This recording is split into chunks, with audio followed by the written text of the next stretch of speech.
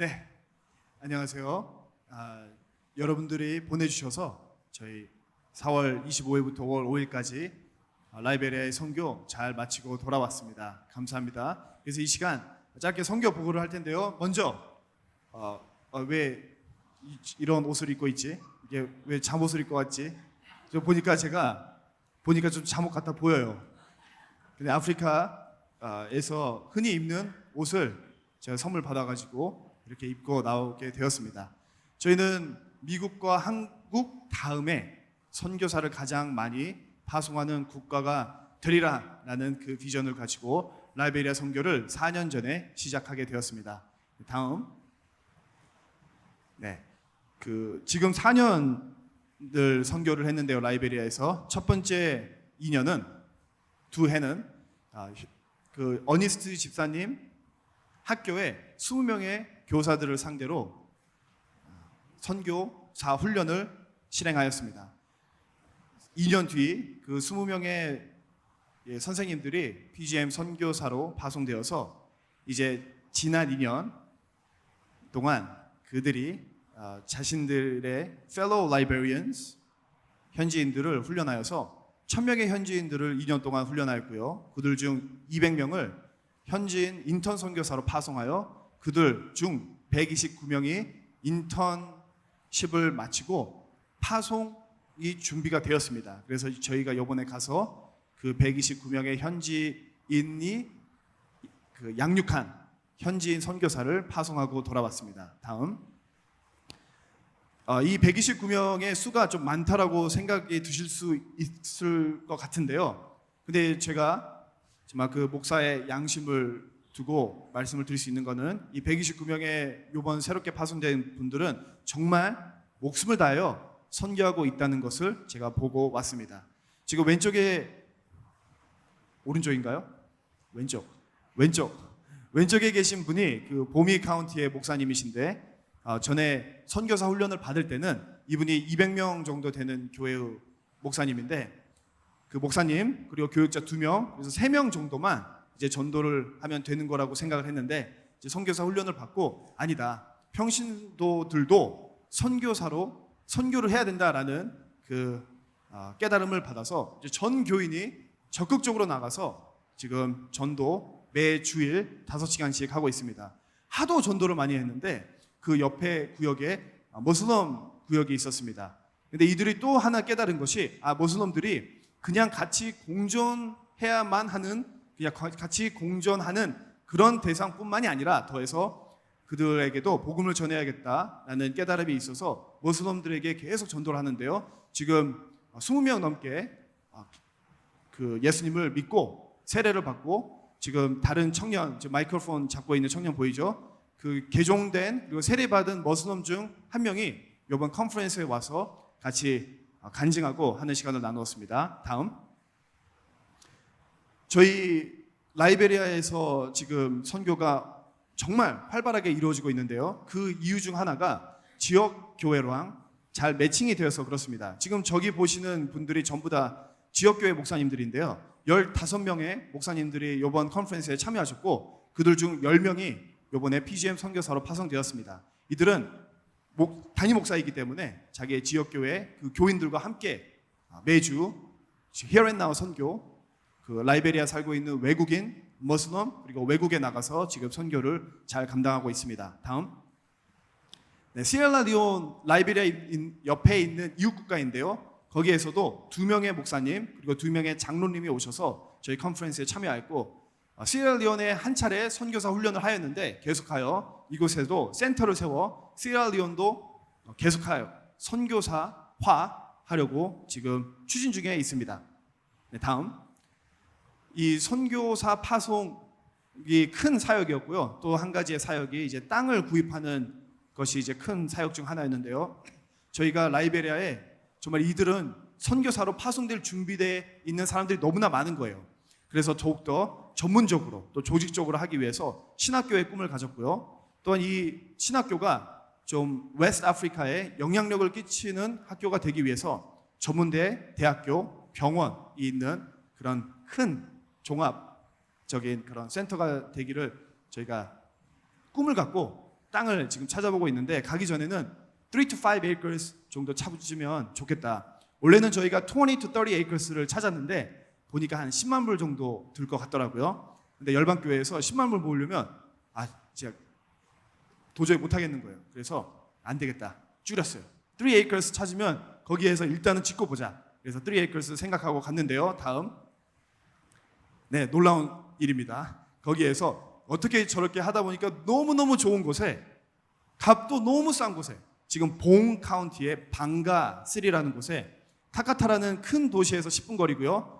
몬세라도라는 것이 꼭 경기도 같이 이제 수도가 가까운데 거기에서 10분 거리 너무나 지역도 좋고요. 또 큰 길가에서 바로 돼 있는 그 땅을 얼마나 샀는지 아세요? 26 acres나 지금 우리에게 넘기겠다 해가지고 그거 지금 변호사를 통해서 구입 중에 있습니다. 네, 다음. 그 위에 여러 사역들을 해왔는데요. 20명의 우리 오리지널 선교사님들 저 위로하는 시간도 가졌고요. 다음. 어린이 아이들 이제 학교 사역도 또 하였습니다. 다음. 저희가 가면 무엇을 먹었는지 궁금해하시는 분들이 있을까봐 요리하는 사진을 찍었는데 지금 물고기 손질하는 장면입니다. 인트레스팅 하죠. 다음. 저희가 그 아프리카에 보니까 맹고 추리가 이렇게 많이 달려 있더라고요. 그래서 여기 앞에서 사진을 찍었는데 저기 맹고도 따다 줘가지고 많이 먹었습니다. 우리 세 명 이렇게 서 있는데 그 중에 한 명이 알렉스 집사님이죠. 제가 이 선교 보고를 17분의 시간을 주셨어요. 그 임재현 목사님이.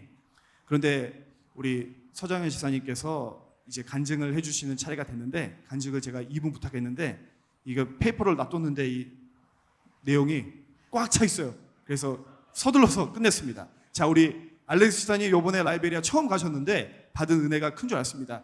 이번에 알렉스 집사님께서 간증을 나눌 때 정말 알렉스 집사님께서 라이베리아에서 체험하였던 그 놀라운 하나님의 은혜를 여러분도 함께 동일한 은혜를 체험하는 시간 되기를 바랍니다. 안녕하세요. 저는 오레이션 철치를 섬기는 알렉스 집사입니다. 라이베리아 성교를 다녀와가지고 남은 기억은 라이베리아 성도들이 하나님에 대한 순수한 열정과 또 부지런한 민족이라는 거, 처음부터 시작한 나라라는 것입니다. 제가 라이베리아 선교를 가게 된 것은 전적으로 제 의지가 아닙니다. 올레이션 철치에서 어니스트와 전청 집사가 라이베리아 선교를 얘기하면서 저보고 언젠간 가야지 하고 얘기했을 때 라이베리아 선교를 가는 것에 저는 부정적이었습니다. 저희 교회가 개척교회로 성도 수도 적은데 라이베리아를 돕는다는 것이 저는 좀 이해가 안 됐습니다. 당시에 에디 목사님이 미션 스쿨을 짓는다는 비전을 얘기했을 때 돈도 없는데 과연 그게 될까라는 의문을 품었었습니다. 그런데 이상한 일이 생겼습니다. 2022년 다니엘 특별 새벽 기도 때 기도 중에 하나님이 라이베리아에 가라는 마음을 주셨습니다. 호성기 목사님이 성령의 불을 받으라는 말씀에 세계를 교구로 품으라는 요한 웨슬리의 세계 선교에 대한 비전이 제 가슴 속에 강하게 박혀들었습니다. 생각지도 않은 라이베리아를 간다는 사실에 의외로 제 가슴이 뛰었습니다. 이게 하나님이 주신 마음이 맞는가? 긴가민가 했습니다. 시간이 지나면 이런 마음이 약해질 것이고 여러 가지 안 갈 이유가 생길 것 같았습니다. 그래서 선교 결단할 때 라이베리아 단기 선교 신청서를 내버렸습니다. 비자 신청하고 각종 주사 맞고 말라리아 약을 탔습니다. 계속적으로 하나님이 라이베리아 미션 트립에 대한 기대의 마음을 주셨습니다.